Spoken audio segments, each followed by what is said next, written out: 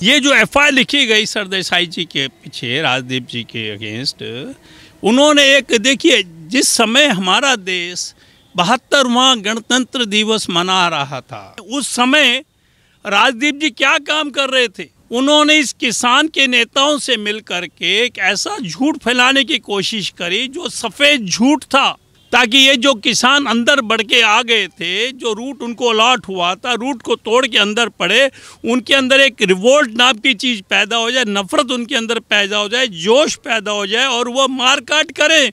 अभी नोएडा के अंदर सेक्टर 20 के अंदर ये जितने भी आपके जो इस टाइप के एंटी नेशनल एक्टिविटी में ध्वस्त थे, जैसे कारवां के थे, नेशनल हेराल्ड के थे, इंडिया टुडे के जो पत्रकार थे और जो एमपी थे, उन सब के खिलाफ फाइल लिखी गई है। मुझे बता दीजिएगा, क्या जर्नलिज्म में सिर्फ देशद्रोही देश के खिलाफ ही बोलना सिखाया जाता है? रोज देखो गोदी मीडिया, गोदी media, Modi media, Modi media.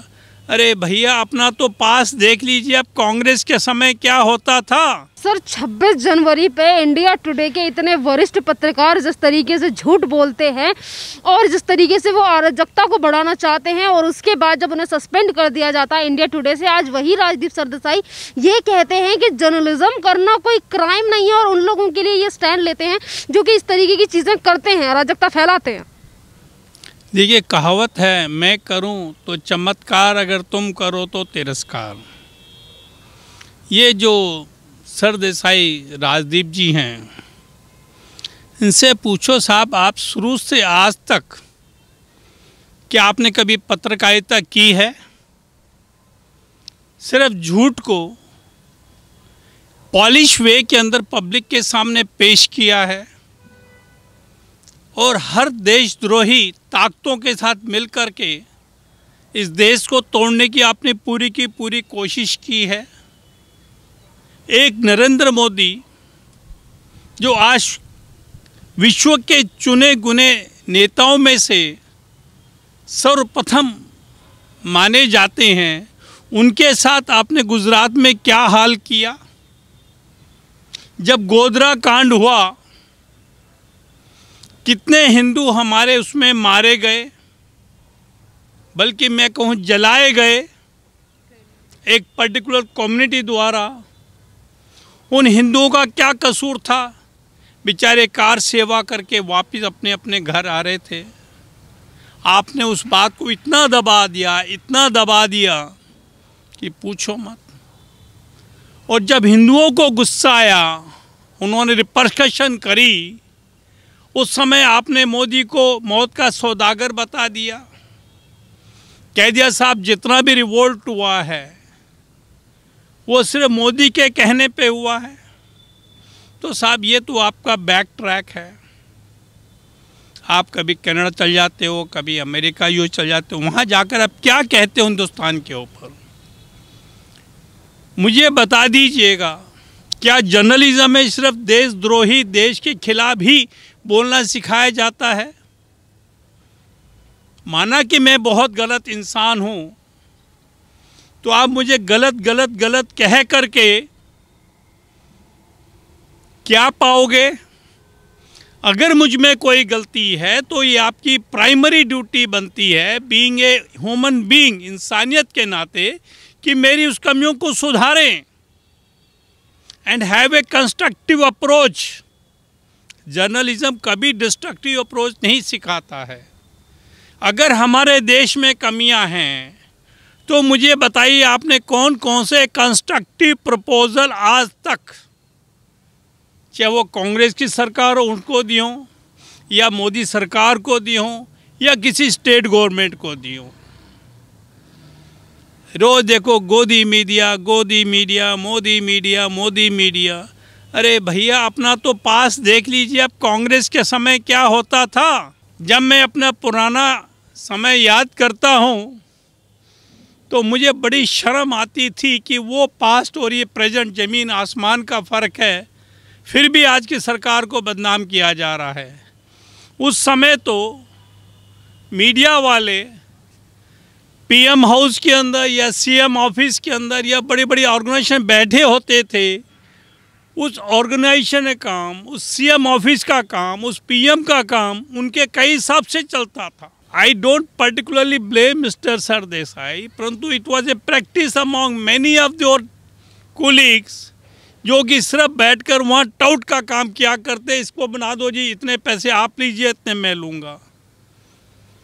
At least वो चीज़ें एज ऑन डेट नहीं हैं। आज जो पत्रकार है वो दो श्रेणियों में बढ़ चुका है, एक प्रो नेशनलिस्ट है, एक एंटी नेशनलिस्ट है। एंटी नेशनलिस्ट वो है those who have lost the field, जिनकी जो पावर थी, जिनकी जो गवर्नमेंट में से थी वो ख़त्म हो गई है। अब वो सड़कों पे आ गए, कोई उनको टके भाव नहीं पूछता है, लोग गालियां दे रहे हैं, लोग उनके नाम से इतनी नफरत करने लगे, उनके कोई आर्टिकल सुनने को तैयार नहीं, कोई लेख पढ़ने को तैयार नहीं, कोई उनके जो डिबेट्स आते थे वो देखने को तैयार नहीं। इस चीज़ झटपटा रहे हैं वो। जैसे शेर जब मरता है, घायल हो जाता है, वो बहुत ज़ोर ज़ोर से शोर मचाता है, उसी तरह ये भी दहाड़ रहे हैं। ये दहाड़ रहे हैं और एक तरफ उन लोगों के लिए आवाज़ उठा रहे हैं जो कि देश में अराजकता और दंगे फैलाने का काम करते हैं। आज अगर ट्विटर ने इन सब के अकाउंटों को बैन कर दिया है तो इसको लेकर भी काफ़ी ज़्यादा हाहाकार मचा हुआ। राजदीप सरदेसाई हो, रवीश कुमार हो या फिर स्वरा भास्कर जैसे कलाकार हो। मैंने अभी कहा, जब शेर मरता होता है, कहते हैं कि मरते को तिनके का सहारा होता है। वो शेर जो जंगल का राजा होता है, जब मरता होता है वो किसी न किसी का एक तिनके का सहारा ढूंढता है। आज का शेर ना पुराने का शेर। पुराना शेर तो कहता है मरूंगा तो भी ऐसे शेर मरूंगा। जो आज का नकली शेर है वो जब उसको कोई मुसीबत आती है तो तिनके का सहारा ढूंढता है। ये जो अपने आप को बड़े बड़े शेर फन्ने खां और बहुत सीनियर मोस्ट जेन्यून बहुत अच्छे अच्छे पत्रकार समझते थे, कंसल्टिंग सीनियर चीफ एडिटर्स हुआ करते थे बड़े बड़े हाउसेस के अंदर, आज वो छोटे छोटे आदमियों से सपोर्ट सीख कर रहे हैं, उनकी चमचागिरी कर रहे हैं, उनके बारे में ऐसी ऐसी न्यूज़ देते हैं कि ताकि उनको फेवर कर सकें। वो अभी अभी हाल के अंदर ही न केवल यूपी में बल्कि दिल्ली के अंदर, चलो माना कि दिल्ली की जो पुलिस है वो सेंटर के हाथ में है, पर यूपी की पुलिस को तो मोदी के शाह के हाथ में नहीं है। अभी नोएडा के अंदर सेक्टर 20 के अंदर ये जितने भी आपके जो इस टाइप के एंटी नेशनल एक्टिविटी में ध्वस्त थे, जैसे कारवां के थे, नेशनल हेराल्ड के थे, इंडिया टुडे के जो पत्रकार थे और जो एमपी थे, उन सब के खिलाफ फाइल लिखी गई है। और आपको देख के हैरान होगी कि उस एफआईआर के अंदर 153A, 153B, 295A और 24A, 66 of the IT Act, 67 of the IT Act and 34 of the IPC, and if I say that's a 298 also, 504 also, 5052 also, इस इतनी बड़ी धाराओं के अंदर न केवल राजदीप जी के खिलाफ हुई है एफआईआर, बल्कि जो शशि थरूर भी हैं उनके खिलाफ भी एफआईआर हुई है, जो मृणाल पांडे है, जो आपके नेशनल हेराल्ड के बड़ी सीनियर कंसल्टिंग एडिटर वहाँ पर है, उनके खिलाफ भी हुई है। और एक आपका अनंतनाथ जी हैं और पारसनाथ जी हैं आपके, और विनोद के जोश है, ये सब कारवां के एडिटर थे। और एक आपके जफ़र आगा थे, वो कौमी एकता उर्दू की जो मैगजीन उसकी भी एडिटर थी वो। इन सब का काम ये था कि झूठ फेक न्यूज़ फैलाना और पब्लिक के अंदर अनरेस्ट पैदा करना और एक कम्युनिटी को दूसरी कम्युनिटी से भिड़ाना और लोगों के अंदर देश के प्रति, सरकार के प्रति नफरत पैदा करके एक कहते गृह युद्ध की स्थिति को लाकर खड़ा करना। कहते revolt against the country, against the sovereignty of the country, यहाँ तक वो जाने को तैयार हैं। मैं पूछता हूँ, ठीक है आपको पद्मश्री वगैरह सभी अवार्ड दिए हैं कांग्रेस ने, क्योंकि आपने कांग्रेस की खूब बजाई है, खूब उसकी चमचागिरी करी है, कि वो तो कहते भैया आप हमारे लिए बोलो, आपको क्या चाहिए वो दे देंगे। जो जितने भी आपने अवार्ड शवार्ड ये पाए हैं, they were as a commission for be fooling the public by issuing the fake news. आज मुझे उस दिन की याद आ रही जब समृता जो हमारे ईरानी जी थे, जो उसमें इंफॉर्मेशन ब्रॉडकास्टिंग की मंत्री थी, उन्होंने फेक न्यूज़ के ऊपर एक ऑर्डिनेंस लाने की कोशिश की थी, एक उसने, परंतु उस समय के हालात कुछ ऐसे थे, ना मालूम क्या कारण था उसके अंदर, कि मोदी जी ने उनको हटा दिया, क्योंकि मोदी नहीं चाहते थे इतना स्ट्रॉन्ग स्टेप ले ताकि मीडिया को जो इंडिपेंडेंस है वो कायम रहे। पर मोदी जी को ये नहीं पता कि जो आजकल के हालात हैं, जो मीडिया इतना ज़्यादा पक चुका है, जो जर्नलिज्म नाम की चीज़ जो है सिर्फ देश के खिलाफ बोलने तक ही सीमित रह गई है, और वो कभी कंस्ट्रक्टिव काम करके देश को प्रगति के राह पर लाने को तैयार नहीं है। ऐसे आदमियों के लिए तो वो ऑर्डिनेंस लाना लाजमी था। और मैं अभी भी कह रहा हूँ, it's never too late. Ravishankar ji हो गए या हमारे इंफॉर्मेशन बाय जावेडकर जी हो गए, उनको तुरंत इस मसले के ऊपर एक स्पेशलाइज्ड जो है एनेक्टमेंट लाना चाहिए, बिकॉज जो एग्जिस्टिंग सेक्शंस आईपीसी में हैं या आईटी एक्ट में हैं, they are not sufficient to tackle this problem. अगर वो सफिशिएंट होते तो आप देखिए इन 70-75 सालों में इस फेक न्यूज़ करके और जो पब्लिक को बेवकूफ़ बनाया जाता है इस तरह की गलत न्यूज़ डाल के, कितनी हैवी लॉसेस हुई हैं। क्या हमने कभी इस सब्जेक्ट मैटर पे कुछ कार्य किया है, कोई शोध किया है, कोई रिसर्च की है कि कितने पत्रकार हैं, वो कहाँ से किस इंस्टीट्यूशन से पढ़ के आए हैं, उनकी पत्रकारिता की जो विश्वसनीयता वो कितनी हो चुकी है। No homework has been made, क्योंकि पत्रकारिता ऐसी चीज़ है जिसको हर पॉलिटिकल पार्टी को चाहत होती है। हर पॉलिटिकल पार्टी चाहता है मेरे पास ऐसे कमिटेड पत्रकार हों जो हमारे बारे में सिर्फ अच्छी बातें बनाएं पब्लिक को, और हमारी पॉपुलैरिटी पब्लिक के अंदर बढ़ाएं और हमारा वोटिंग शेयर को बढ़ाएं।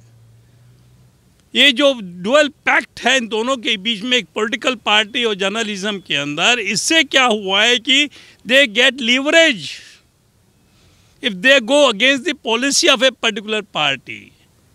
So that's what happened earlier also, that's what happening today also. They don't have their any ethics or the code of conduct. पहले अगर आदमी कोई कांग्रेस के खिलाफ बोलता था तो उसको he was reprimanded, और जो कांग्रेस के फेवर में बोलता था he used to get rewards. उनको अवार्ड मिलते थे, रिवार्ड मिलते थे, कैश इंसेंटिव मिलता था, घर बनाए मिलता था, बड़े बड़े ओहदों पे रिकमेंडेशन उनकी मानी जाती थी, मंत्रियों के अंदर उनकी बड़ी से होती थी। They could behave like a big shots in the political bureaucracy and the police. बातें आपने कही कि कांग्रेस के राज में जिस तरीके से पत्रकार उनका सहायता करते थे और उनकी इमेज को ठीक करने के लिए उनके पक्ष में ही रिपोर्टिंग की जाती थी, पत्रकारिता की जाती थी। सवाल ये भी है कि आज जिस तरीके से कृषि बिल को लेकर राजदीप सरदेसाई हो या फिर रवीश कुमार हो, जिस तरीके से चीज़ों को वो बरगलाने की कोशिश कर रहे हैं, तो उन्हीं सारी चीज़ों का फैक्ट है कि क्योंकि कांग्रेस ने इम्प्लीमेंट नहीं किया ये बिल। हाँ, मैं उसी बात पे आ रहा हूँ। ये जो FIR लिखी गई सरदेसाई जी के पीछे, राजदीप जी के अगेंस्ट, उन्होंने एक, देखिए जिस समय हमारा देश 72वां गणतंत्र दिवस मना रहा था, पूरी दुनिया हमारे फंक्शन को देख रही थी, मोदी जी क्या पूरी सरकार जो हमारी थी, देश की जो इस दौरान प्रगति हुई उसको पूरे वर्ल्ड में दिखा रही थी। ये एक ऐसा समय था कि बच्चा जो है ना देशभक्ति के गीत गा रहा था और चाह रहा था हमारा देश जो है एक राष्ट्र सर्वश्रेष्ठ राष्ट्र बने, और हमारा देश वही सोने की चिड़िया बने और श्रेष्ठ राष्ट्र बने, सारे वर्ल्ड के अंदर उसका एक अव्वल राष्ट्र बने। उस समय राजदीप जी क्या काम कर रहे थे? उन्होंने इस किसान के नेताओं से मिल करके एक ऐसा झूठ फैलाने की कोशिश करी जो सफ़ेद झूठ था, ताकि ये जो किसान अंदर बढ़ के आ गए थे, जो रूट उनको अलॉट हुआ था, रूट को तोड़ के अंदर पड़े, उनके अंदर एक रिवोल्ट नाम की चीज़ पैदा हो जाए, नफ़रत उनके अंदर पैदा हो जाए, जोश पैदा हो जाए, और वो मारकाट करें। किसकी? अपने पुलिस वालों की, जो उनकी रक्षा के लिए 60 दिनों से खड़े हुए हैं, उनकी सेवा कर रहे हैं, और पब्लिक प्रॉपर्टी तोड़े। किसकी? वही प्रॉपर्टी जिसको हमने टैक्स दे करके बनाई गई है, और जो हमारी शान थी पूरे देश की, लाल किला जो उसके ऊपर झंडा था, ध्वज लगा था, उसको उतार के फेंक दिया जाता है, उसका झंडा फहरा दिया जाता है निशान साहब का, और ये कहा जाता है कि नहीं साहब तो फहराएंगे, उसके साथ में खालिस्तान का झंडा होता है, हमारा झंडा उखाड़ के फेंक दिया जाता है। इससे बुरा गुनाह आज के ज़माने में कोई नहीं हो सकता।